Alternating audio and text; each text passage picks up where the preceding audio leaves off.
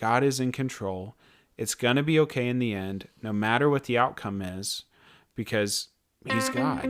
This is the Eternally Focused Podcast. Welcome to the EFOPOD. Today we're going to be talking about God's sovereignty. And that's a really big subject to try to cover. And we're going to try to simplify it as best as possible and hopefully use some good life experience examples that maybe relate to you. And just to kind of start us off, I'd say in the most basic terms, sovereignty, I think, is best kind of described in a question, which is, have you ever wondered if someone or something is really in control of everything? Yeah. I think that's I love that question. I really do, because I mean, this is a worldview. This is a way that I look at how the world works. And it's the only way that I can make sense of it. I bet a lot of people probably don't even think sometimes about why they're doing certain things, why they're going about their day. You know, a lot of people are just drudging along. I don't even know if that's a word, but it's just drudgery, right? Yes. Because there's not the eternal focus of their life. Yes. And so so I like the fact that you're phrasing it that way. What's in control? What's happening? What's driving what we're doing in our life? Yeah, and as Christians, we know that God is the creator of everything, and He controls everything that happens. He knows what's going on and has a plan for the world and for each of us in our own lives. And even when things don't seem to make sense, and honestly, things don't seem to make sense a lot of times, and it is confusing, and it is hard. But they're not surprised to God. True. Right? I mean, he's seen the whole thing. He is the Alpha and the Omega. He's seen the beginning and the end. Right. Right? I want to see the beginning and the end too. I may not like it. And that may be what He's protecting me from. Yeah. But, you know, I see it. He shows me His sovereignty when I look back. Right. I mean, I want to see it out the front windshield. I want to know exactly where I'm going. Yeah. And what's going to happen, so that I don't have to, you know, because the not knowing is what makes me nervous. Yes. It makes me worry. Right. Right. But what it should be doing is saying, trust in me, the sovereign creator God, who loves you and is going to provide for you, and I'm going to do things for your good and for my glory. Right. Amen. Yeah. I'm preaching already. That's right. That's right. A minute into this? I know. Yeah. Well, and if you're not familiar with some of these churchy terms and what we're saying right now, maybe another way to look at this is when you watch a movie that the director, he knows the full plot and he's in control of how that story is going to unfold. Well, God knows and oversees the story of our lives. And that's just a little way to hopefully kind of relate to you. Biblically speaking, from the Bible, in Romans 8:28, it says, "And we know that for those who love God, all things work together for good, for those who are called according to His purpose." There's multiple instances all throughout the Bible where God's sovereignty is on display. We won't go on all day with verses, even though I think it's very important for us to use the Bible as a reference when we're talking about these things. One thing I just want to point out before we move on is just that as we go through these podcasts, our goal in this is to read the Bible and trust the Bible as the inherently trustworthy Word of God, that we are not looking at this from our perspective. We are trying to take our life experiences and apply it to the Bible as it reads, not make the Bible fit our lives how we are currently living. Yeah, I mean, I think that's why I say it's a worldview. It's helping me understand how God's working in my life. I think really successful people it's very easy to fall into that trap of, hey, look at what I did, right? But the Bible tells us that God knew us before we were even born, before the foundations of the earth were formed. So we believe the Bible. We believe that to be true. He knit us together in our mother's womb. He gave us to the parents he gave us to, right? And so the decisions that we're making along the way, He has already given basis for those decisions.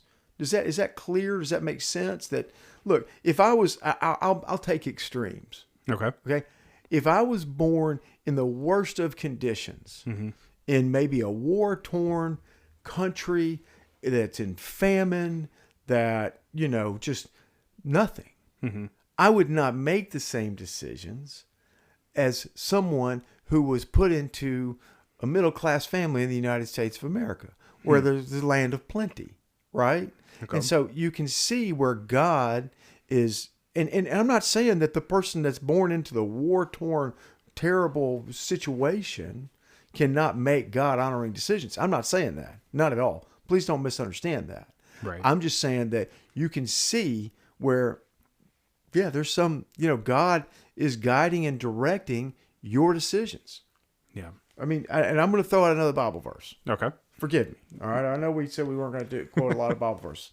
No. Not that I'm that good at it, but Philippians 2:13, for it is God who works in you both to will and to work for his good pleasure. Well, and just coming off of that, so we believe that God's in control. He gives us a sense of peace when things feel like they're out of control, even when, we don't understand how that is going to come to a conclusion.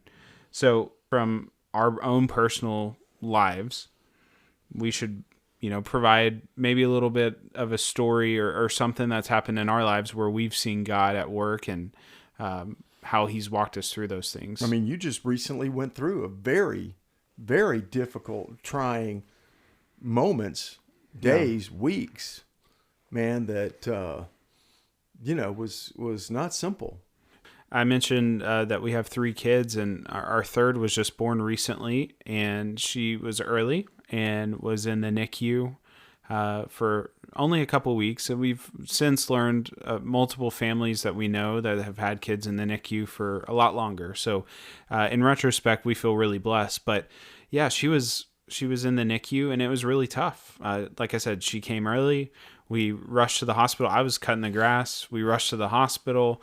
We get there. We have her. We think we're going to take her back to the room with us. And they say, no, she's got to come with us. And that was really hard. And it was touch and go. It was. I mean, she wasn't, there was breathing issues for a premature baby. And there was, right. I mean, it was it was potentially, rough for a few days, we may have to let this child go. I don't know. Looking back on it, it's tough to say yes or no to that right now, but it was really tough for us at the time. And honestly, the only thing that I knew to do, and this is true. I mean, I'm not just saying it because we're on a podcast. I reached out to my men's group that I meet with. I reached out to another group that I'm very familiar with and just asked for them to be praying. I saw a quote the other day that said, I would rather have friends who pray for me behind my back. I thought that was a great quote. Yeah. And so I reached out to those people and asked them to pray, and multiple people came to the hospital and prayed with us. And to be honest, even in that situation, when we would meet with the doctors and the nurse practitioners, I just had a peace about it. It wasn't a peace that like everything's going to be okay in this instant and she's going to get better and we're going to go home tomorrow. It wasn't that kind of peace. It was just that piece of what we're talking about right now, that God is in control. It's going to be okay in the end, no matter what the outcome is, because he's God. He formed her in my wife's womb. He knew her before she was even born. I think he gave you in that moment, because I saw this going on. I was there, somewhat. Right. And I saw him kick in your survival mode, Yeah.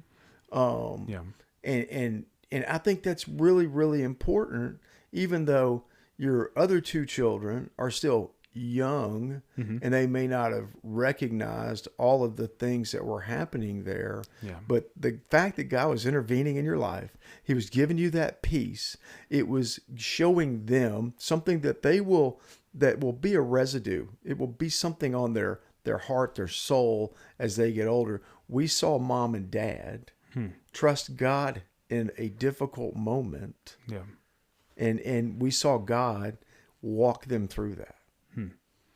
No, I appreciate that perspective. Yeah, it was definitely hard. And, but I know you're not going to pat yourself on the back and say, I was leading the family well there, but God gave you the ability to do that. Yeah. No, and I appreciate that. But And now it's a wonderful thing. I'm sorry, I'm jumping No, ahead you're on good. you. You're I'm jumping good. on you. But it's I mean, she comes to church and she's wrapped up in that thing that your wife has, and it's pure joy, right. right? Because we went through we went through a very hard time, but you guys No. went through a very hard time. No, it was us all. Yeah. But God brought that through, Yeah. and now you can see why that life is so precious. Right. That's what I love about it is, we have a pastor that I heard talk about God's sovereignty map before. Mm-hmm. And God's sovereignty map is just this idea that you can look back on your life and see how God brought you to where you're at today. Mm-hmm. And I think that's so important in our lives, because as I see us arriving at church on a Sunday and my wife carrying our little girl now into the service, as Greg was just saying, I don't do it enough, but the moments that I take the time to reflect on where we've been over the last handful of months in life and just where we've been the last couple months with our little girl, there's just such a peace. There's such a gratitude in that. But it's also awe, right? Right. How did we get here? Right. Because just a short time ago, man, this was not easy. Right. This was really tough. Right. But God brought us through that. Yeah. And he did it for a purpose. Yes. Yeah, he said this little girl's important. Yeah. Very important. And just the impact of just those moments on all of our lives that were around you. Yeah. And seeing God's hand work through that. Well, and we feel, from a worldly perspective, we feel lucky. That's a worldly term that a lot of people would use to describe the outcome of our situation.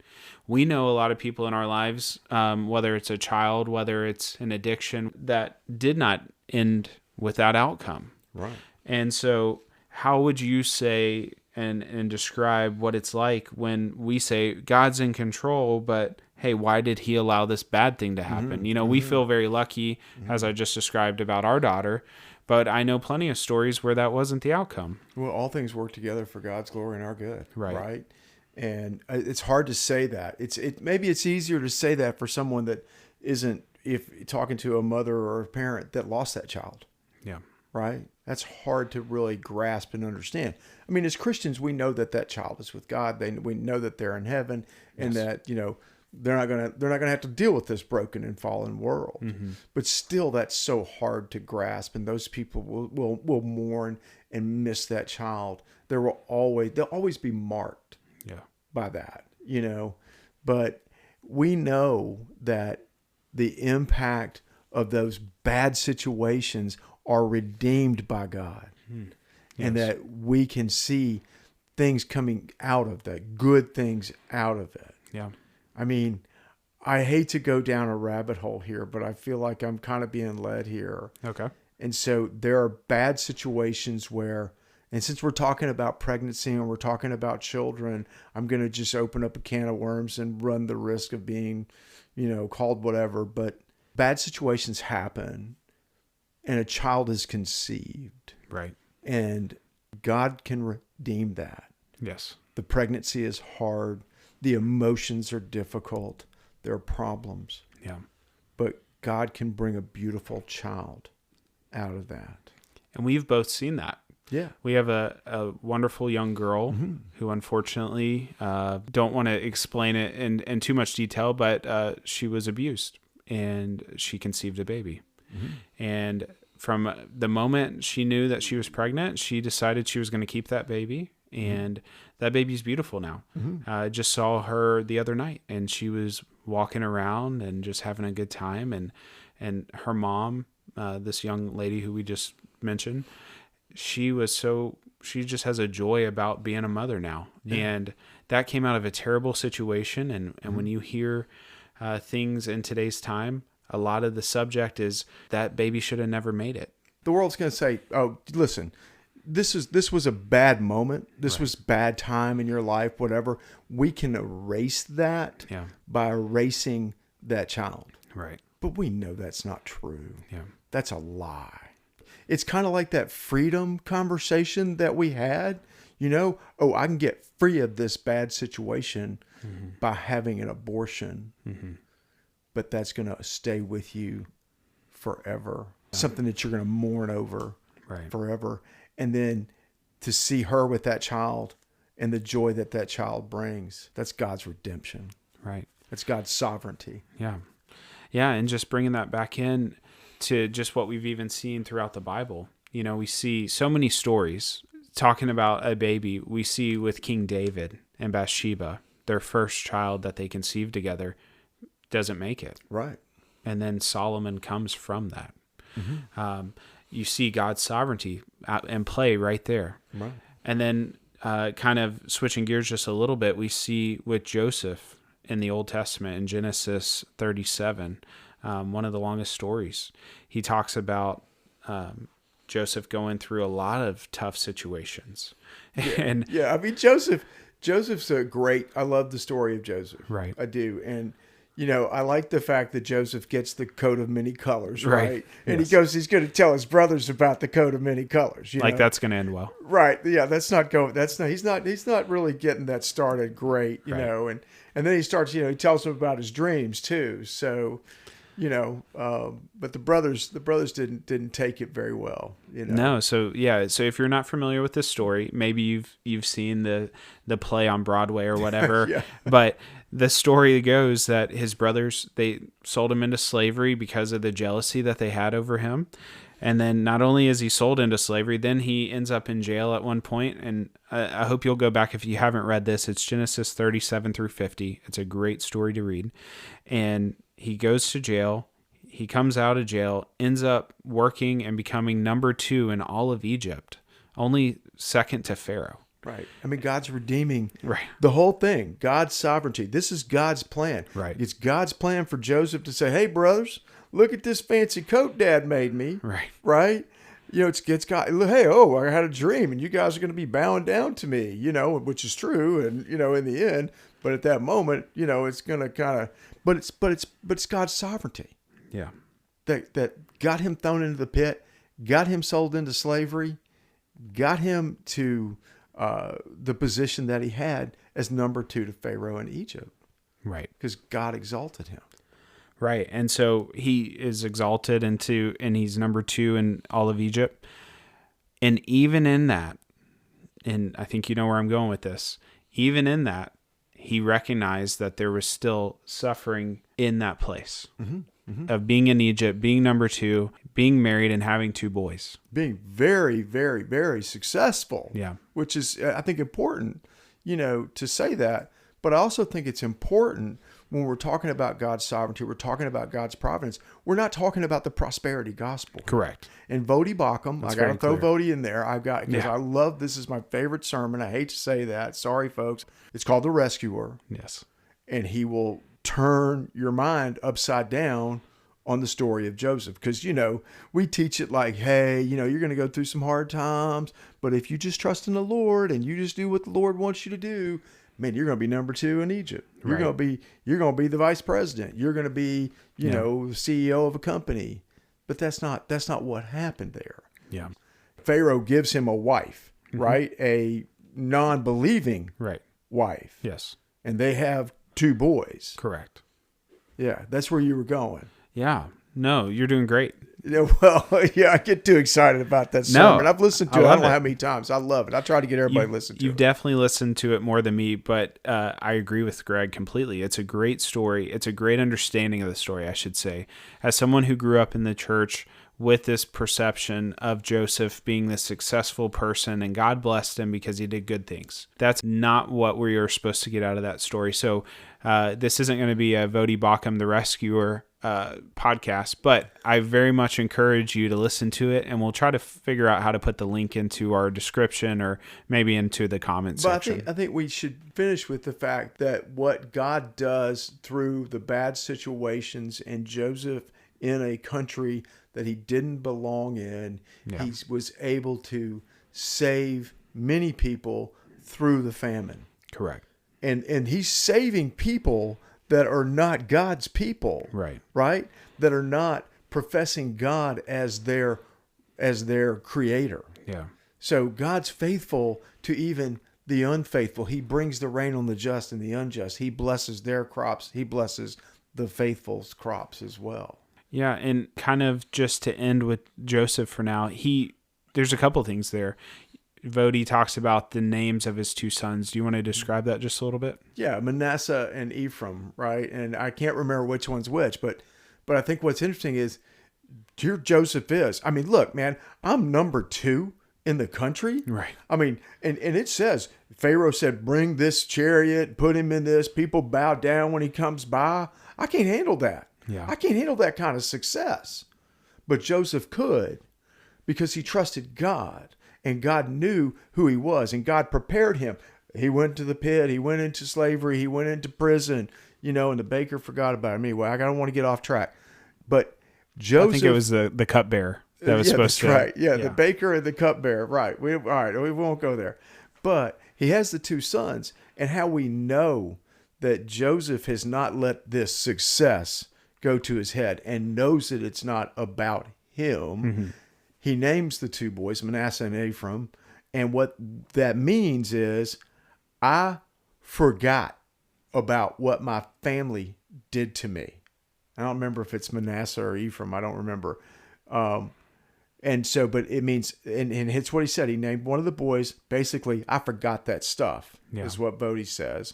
And the other one is, God has blessed me in the land of my affliction, is what that name means. One of those names means. Yeah. And so he knew that this still was not his home. Right. That heaven was his home. Amen. That God was his king. Pharaoh wasn't his king. This is where God put him, and this was the job he was going to do.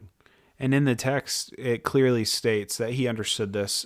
You don't even have to read into what Voddie's mentioning about the names of his 2 boys, which, by the way, he named them Hebrew names. Right. And yet they were Egyptian. So that's one differentiator. But also what he actually says to his brothers when his brothers come to him. And there's multiple interactions with them. But in the end, when he reveals to his brothers that it is him, Joseph, their brother, he says, you meant it for evil, but God meant it for good. Right. And so, can you imagine how guilty they felt? Yeah. Whoops. Well, we blew this one. Yeah. He's going to cut our heads off because he could have. But I think this is a great story in the Bible. I probably would have. Well, we have more to talk about just offline with that comment. But yeah. No. But no, what we see right here is just a beautiful story in the Bible. It's a great reminder for us that even when life seems unfair, God can use the hard things for a bigger purpose. And just kind of as we move away from that, I would just say that knowing that God's in control, it can help us let go of a lot of those worries in our own life. Mm-hmm. And you don't have to have all the answers or know exactly what's going to happen. Instead, we can just trust that God knows what's going to happen. And there's a peace about that. I think for me, there's a really, as I mentioned with the story of my daughter, even though, don't get me wrong, there were moments where I was, I don't know that I was frustrated, but I was definitely worrisome about the outcome. When I took a breath, I just stood back and I said, to myself, just be still and know that God's in control. A peace just came over me. Just a trust that I can put this, it doesn't have to sit on my shoulders. And he can be in control of that situation. But I think what's neat about that is that God's doing that. God's intervening in your life right there. And he's given you that peace. He's given you those thoughts. He's given you those inclinations to look to him. Yeah. Right? Because it's normal human reaction because we're not God. Because we don't know the future. There's so many things that are running around in your brain like, man, how am I going to deal with this if this doesn't go the way I want it to go? Mm-hmm. I go to worst case scenarios all the time. I know, and they rarely ever happen, but that's just how my mind works. That's the default. And so then I got to figure out, and I think before I was saved, you said before, you don't have to have all the answers. Before I was saved, before I began to think about God in this worldview as him as the creator, him in control and everything. Right. I thought I had to have all the answers. Mm. And so I was using my answers instead of trusting God. Right. And that ends up throwing me in the pit. Yeah. Because I'm showing you my coat of many colors. I'm showing you who I am. Well, and we just encourage you as the listener, I would take the time to just think about areas in your life where maybe they feel out of control right now. And there is a peace knowing God is working through those situations. And so we would just encourage you to take the time to think through those. And if you don't know God, I would just really encourage you to seek him out and to seek his face, because he's ready to engage you and he wants to have that discussion and talk with you. Yeah. And, we don't know what the next couple of weeks is going to bring. But, if the election goes one way or the other, things could really feel out of control.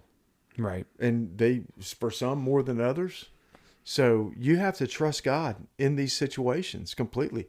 It's not a surprise to him. Yeah. It's not. Like I said earlier, he's got a big picture. He sees the whole thing. He sees it from the beginning to end. Yeah. Agreed. So just as we kind of wrap up this episode, I just want to say that whether or not you believe in God, we know that life feels unpredictable at times. As Greg just said, with the election, with maybe a pain in your own life, something that's going on. But the idea that there's a God who knows you, who loves you, who has a plan for you and can bring real comfort to you. Again, as we said, there's a peace about that. And so we just encourage you to think about it, especially when those overwhelming situations come up in your life. I think really important to just understand that we sin. Yeah. We do things that are not honoring to God. But even out of those things, God can redeem them, and God will redeem them. Right. I mean, there's been things in my life that I truly regret, and they've brought me to the end of myself so many times that once I got to where I had nowhere else to go, no more ability to depend on myself, God stepped in, and God showed me another way. That's a wonderful thing. Yeah, no, it is. Well, we really appreciate you taking the time to listen to this episode. If you have a question or comment, we'd love to hear from you. Please add it to the comment section and we will read it. And we look forward to seeing you on the next episode of the EFOPOD. Thanks for listening.